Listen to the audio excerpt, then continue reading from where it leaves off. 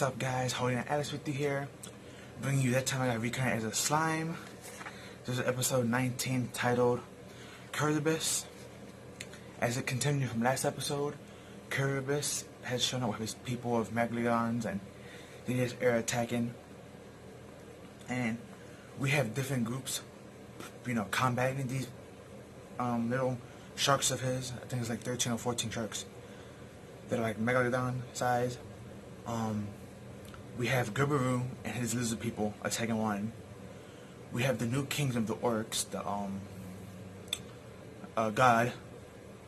We have him and his orcs attacking one. Then we have another group, a goblin group, which is run by Gupta. Then we have Banner Marvel by himself that we saw. Supposedly he has a group as well, but we didn't get to really see who was in his group. Then something very impressive also, we had a tag team of two people, which was Ragnar and Shion, which Banner Marvel and Rimuru was like, what? When did they learn how to fight together? And when did Ranga learn how to fly?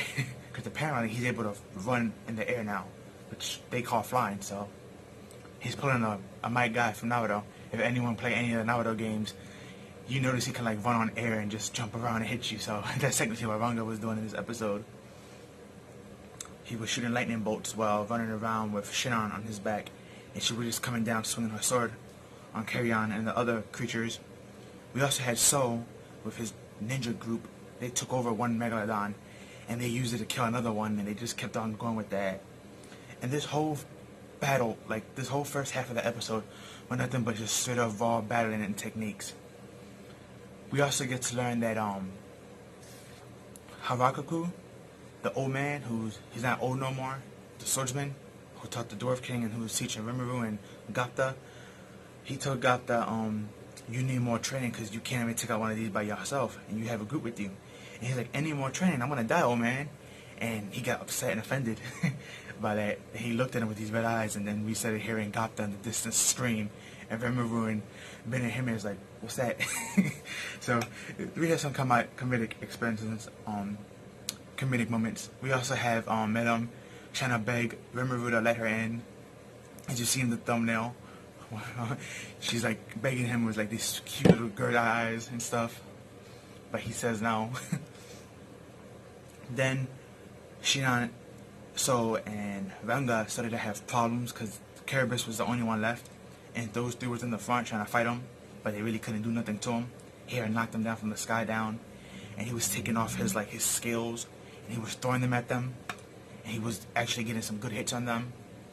But Rimuru stepped in and ate all the scales and was like, depend on me, guys, just go ahead and heal. And they wanted to fight with them, but Rimuru was like, no, you're hurt, go heal. So Rimuru was just like fighting against them. And Rimuru discovered, thanks to the great sage, that inside of Curibus is the beast guy from Carrion's group. And he starts to think, maybe I was overthinking, this creature's not really here to attack me, it's actually after Merlum. So he calls Merlum over and he apologizes. He's like, this creature's out for you, not us, so technically we're going your way. So do what you're gonna do, just be restrictful. And she's like, don't worry, I'm gonna show you my restrictions and how adult I am, basically. And she attacked it with this massive attack called Draco Buster, and it blew up the whole thing into pieces. And that beast man who became Curibus shot out the body, and Rimuru caught it. He had to heal the heart because it was infected with the virus of Curibus, but after he fixed him and healed him, they threw a high potion on him, and he woke up a couple minutes later asking for forgiveness, and he was sorry for what he did, and he realized that what he did was stupid, and how he got tricked was stupid as well, and stuff. And he also begged them, don't take this out on my master and my people, this is my fault, take my life. But Rimuru was like, oh no, I'm going to forgive you, I just wanted to know what you did.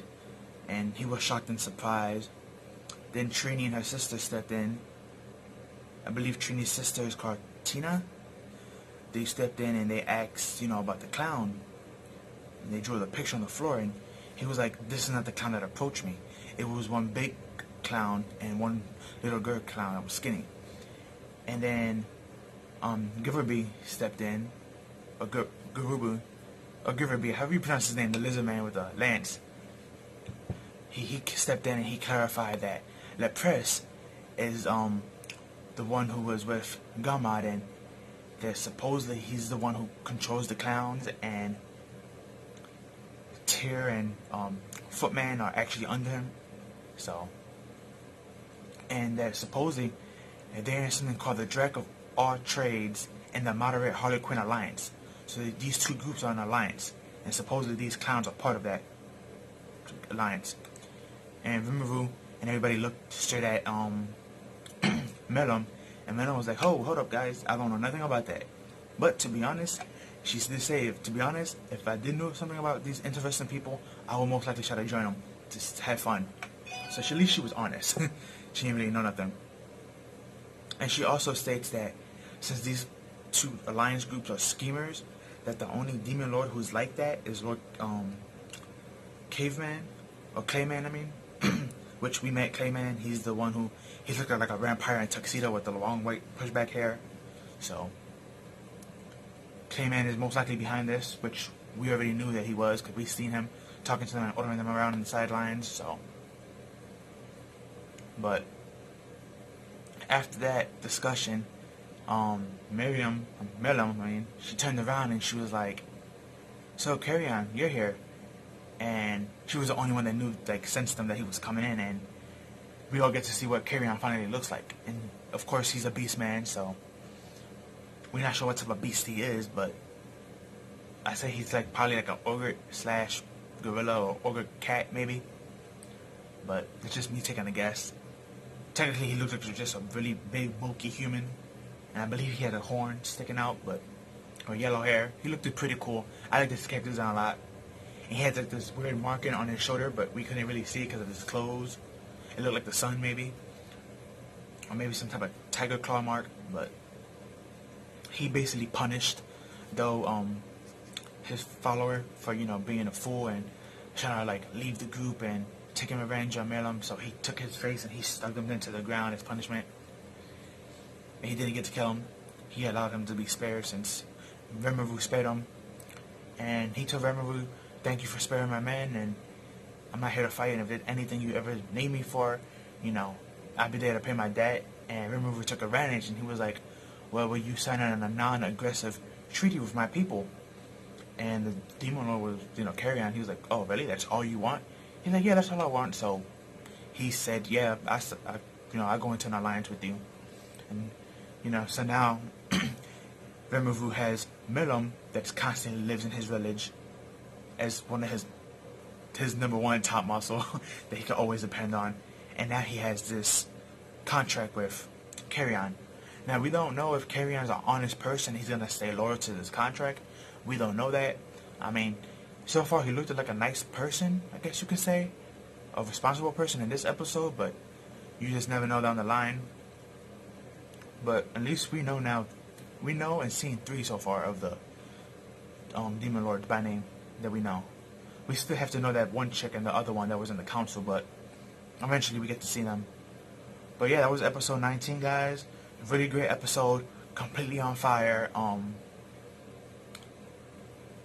Disappointed that Rimuru wasn't the one to devour or finish off Kerberos, but it makes sense since Kerberos was just really just magical particles that took somebody over.